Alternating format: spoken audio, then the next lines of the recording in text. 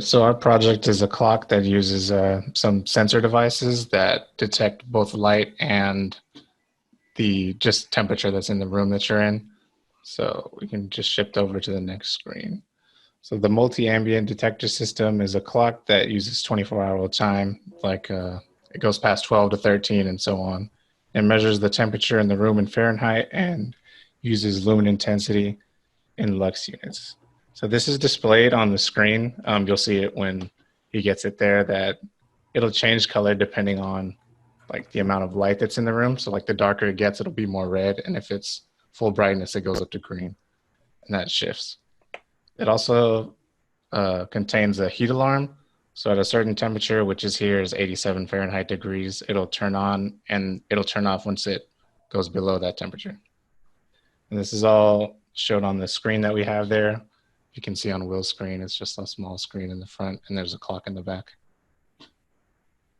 And yep, I already talked about the green to red change. So our hypothesis is pretty simple, it should just tell time and show the difference in light as far as dark is red and bright is green, and then those vary on their brightness. And it also just shows the temperature in the room.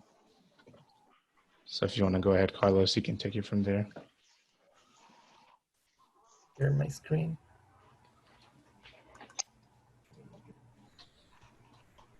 You're on.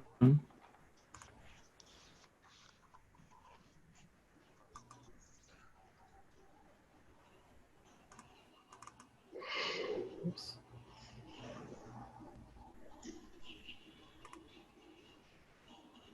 Am I sharing my screen right now? Beautifully. Yep, it's good. Is that a PowerPoint slide? Because Yes. I can't. All right, I Yeah, can't it see is. anything. I don't see anything, so I trust in you guys. All right, so sorry. PowerPoint. Okay, thank you. So for this project, the bill of material is the following. We use an Arduino Uno with a price of $24.95. We use a Grove starter kit for Arduino with a price of $31.09. From the starter kit, we use a Grove-based shield included on the kit. We use the Grove LCD red, green, and black backlights displays included on the kit. We also use a 4-digit 7-segment displays with a price of $5.77.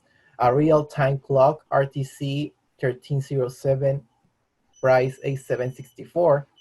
A Grove light sensor included on the kit.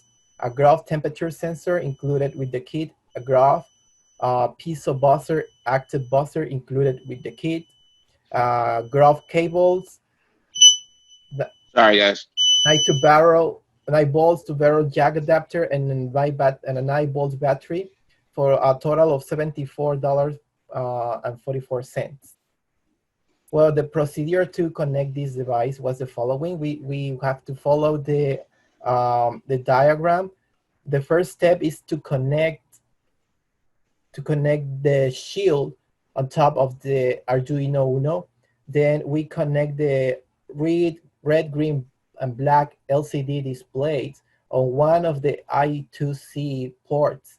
Then the real-time clock is also connected on another I2C port.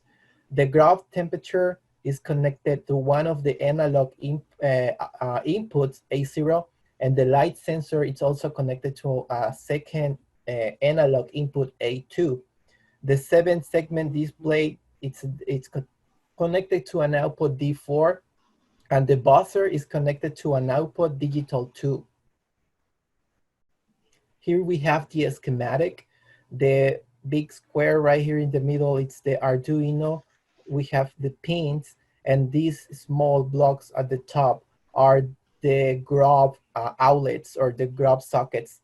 And at the small square at the right, it's the RTC or the real-time clock. Here we have the PCB, the printed circuit board, and what's the connection. And here we have the sketch, the programming that we use for our Arduino. the first block. The first block includes the library, and then we define the inputs and the outputs. Then second, we follow with programming the RTC and the LCD screen. Then we use the time from our computer system to program our RTC, following these code lines. The second, we set the RTC to a format that can be read by the display. Second block, it's the luminance process. It takes an analog read from the sensor, and then it sends the readings to the LCD. Then we have this second block right here. It takes the reading from the temperature sensors and sends it to the LCD, and converts the temperature readings in Fahrenheit degrees. And then we have an if function at the end. If the temperature reaches 87 or above degrees, this will activate the buzzer, and once the temperature reaches 87 or below, the buzzer will turn off. Here we have the project management, the Gantt chart. This is the work breakdown schedule. We divided the project in 3 parts: planning and control, project execution, and final documentation and presentation. Here, the small chunks are the critical path, and we see that we concluded our project on time and within the budget. And here we have a chart where shows the cost of the final project. The project manager charged a wage of $45 an hour, and it works $148. And prototype technician, $45 an hour and works 40 hours. E-portfolio specialist works 212 hours at $45 an hour. And the total cost of the project, including material, was $27,000, $40.67. How much again? Could you repeat that? $27,000, $40 with 67 cents in total, including the labor and the materials cost. You said $27,000. Yes. 27. That's the cost of a car. It is. It is. Yeah. We assume a wage of $45 per hour for each of us. Excellent. All right. So it's now. Okay, so I'm going to take over. I am on the analysis and conclusion. So let me see if I can get over here and share my screen. Can't. Okay, because I think Carlos is still sharing. But you pretty much see my screen in the background. Can everybody see the device? We see the device just fine. Fine, fantastic. So it's basically quite a nice. We're looking at this as a niche device. It's a collector's item. Basically, what happens is you have your real-time clock that has a kind of a heightened feel to it, and it's connected to the front LCD display, or it's connected to the Arduino Grove, and sitting inside the guts of the device, pretty much. And you see the top of the device. It's very well covered to hide all the wires and make sure that there is no actual just overflow of wiring. We have the mounted temperature sensor on the side to give us the overall temperature of the room. We have our ambient light detector mounted in the back, and as you can see there, once the light comes on, the LCD display actually changes color. I don't know if everybody can get a good look at that. So, and then you have it as the light gets reduced. So I'll take the light off and you'll see it go down a little bit. It'll change color. And then the light comes back on, changes back to green.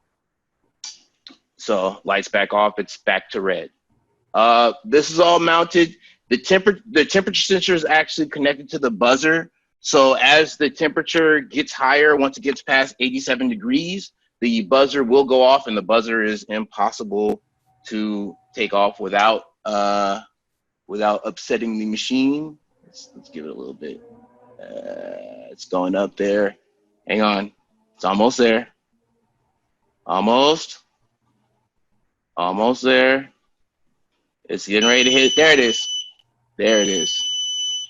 Okay, so you see the buzzer going. You hear the buzzer going off. You hear the temperature sensor being fully connected. Then it resets itself once the temperature goes back down past. And I don't know if you can see it, but once it goes back down, it'll display the actual temperature. So once it goes back down past 87 or below 87 degrees, it will cut the buzzer off. So, and then you see our real-time clock keeping time. This frame is opposite, so work with me here. It keeps time in actually military time, so it'll give you 24-hour time instead of 12, 12-hour time shift. So, but that is the analysis. The conclusion, basically, like I said, is that this is basically a collector's item. People who would buy this would be people who buy niche clocks, random, rare, fine clocks, people who have Star Trek clocks and, TV show themed clocks, would probably want to get their hands on this for a cool 27,000, you said, Carlos? Yes, 27,000. 27,000, that's our starting price. And we're pretty firm on that because we understand our value. So once we start our mass production, of course, the product price will be lower. I mean, we're only going to give them out to a select group of people. You'll only be able to get, a few of these. We'll only produce a certain amount per year, but that's what we're going on. This 27 is roughly our starting price. So, of course, if you want more features, you're going to have to pay a little bit more, But from our company, yeah, that's a very, very brief analysis and conclusion of our real-time ambient light, heat, temperature sensing real-time clock. Yes, thank you. Cool, this is very exciting. Okay, let's unmute everybody for our Q&A period. So everybody unmute your microphones. And as your microphones are unmuted, okay, Tommy, unmute your microphone. And Luis, unmute your microphone. Yeah. So as all You can't stop sharing your ready screen, either. Carlos. I don't know. So who has So I'll message him. We should get real quick. Wait, is he asking something? I'm gonna do it right now. who has Jace, a question for this team? No. I do. Oh. Okay, Tommy raised his hand. Tommy, what's your question? Do you accept checks? No, I'm Okay. sorry. We run a Cash serious only? business here. I'm sorry. Debit card, usually cash is how we'd like to start out our first purchase. Got it. All cash, yes. Yeah, well, how about Venmo and PayPal? With the electronics, split between 3 people, it's gonna be kind of hard. You might as well just shoot it all to my bank account first, and then we can go ahead and divvy it up from there. Do you have the Venmo? No Bitcoin. Sorry. We, not for an amount that high. If it was a little lower, then maybe we'd accept your Bitcoin. But yeah, we need all 27,000, and we need pretty much cash. Can we peek under the hood? Can you show us what's underneath? Yes, the underneath. Okay, so give me a second. The moment of truth. Moment of truth. Give it a little bit. It's a little weighty. Got some seriously nice packaging there. It looks like Yes, sir. a leftover food container. Yeah. Thank you, Panda Express. It's very well designed. We normally don't show what's under the hood for our customers, but this is very well designed. It's organized where the buzzer is actually in a cavity, so it makes it a little bit louder. A lot of the battery is actually held inside the container, which provides constant power to the real-time clock. And a lot of the major guts, for instance, the Arduino Grove and Shield, are housed in the main part of the container, which is a really deep cavity there. And I have a little hole that you can't really see with the tape going on. That's where the main power outlet is extending from. See that? Mm-hmm. Right. Yeah. Very cool. Very, very cool. Yeah. And then this is where the light sensor is mounted right here. So you get a little How light about the heat sensor? Can you right put here. your finger on top of the light sensor so Mr. Cole can see that when there's Oh yeah, definitely. totally dark, Okay. the screen turns red. Yeah. So here we go. I'm gonna go ahead and it's a little hard to read there. Let's see, get it on there. All right, so there. So now it actually gives you a lume count. If you look in the corner, it'll give you a lume count, and then as you add a little bit more, let's see if it'll give you.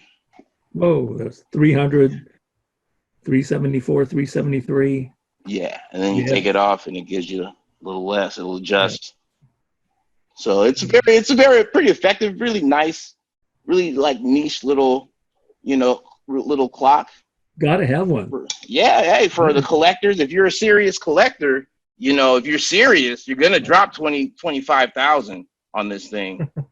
I mean, we don't sell to unserious people. And something that I like to mention, Mr. Cole, is that this design, it's our own design. Yeah. You won't find this project anywhere else. Anywhere else in the world. Yeah, in the world. We're seriously talking about this because the project that we used to plan to do first, we couldn't find the code anywhere, so we have to come up with our own prototype design. So it's something that I'd like to mention. Very nicely done. So from each of you, in conclusion, so from Joaquin and Carlos and William, each of you give me a couple of sentences. What was the most profound thing you learned in this project experience? Starting with whoever wants to start. I guess we can just go in order of how we presented then. Sure.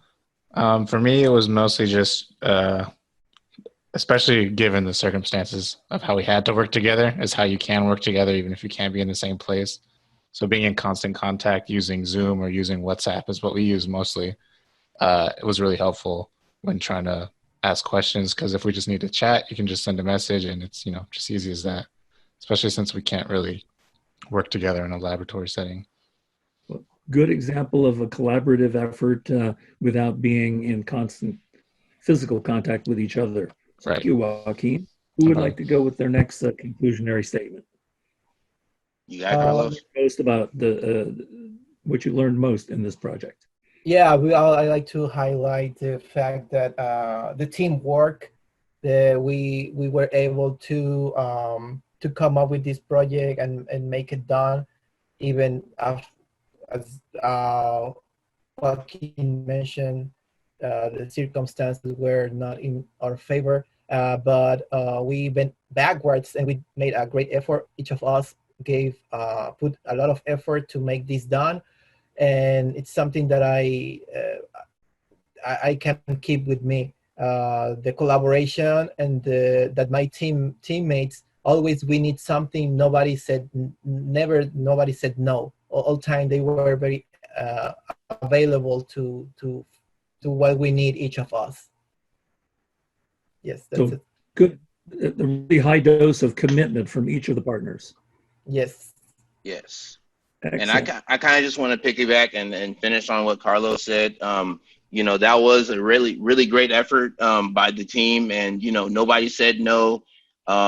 We really learned to work with each other despite of everything that was going on, and I believe that that's actually probably the best thing that could have happened for each of us, is to be able to work with each other. So I'm really glad. I learned a lot. I learned a lot about finalization, and just being in a team in general, and trying to relying on other people, and And that actually, you know, it really helped me to, you know, because I don't rely on people to get stuff done. And, you know, everything was just coming through. Everything was just firing. And I'm like, holy crap. Like, you know, maybe we can wrap this whole thing up. Maybe we can make it, you know? So it was definitely a great experience. And I'm glad I made it to the finish line. Glad we made it to the finish line. So well done. Let's give the presenting team a round of applause. Well done, guys. Nicely Yes. done. Nicely done. Fantastic.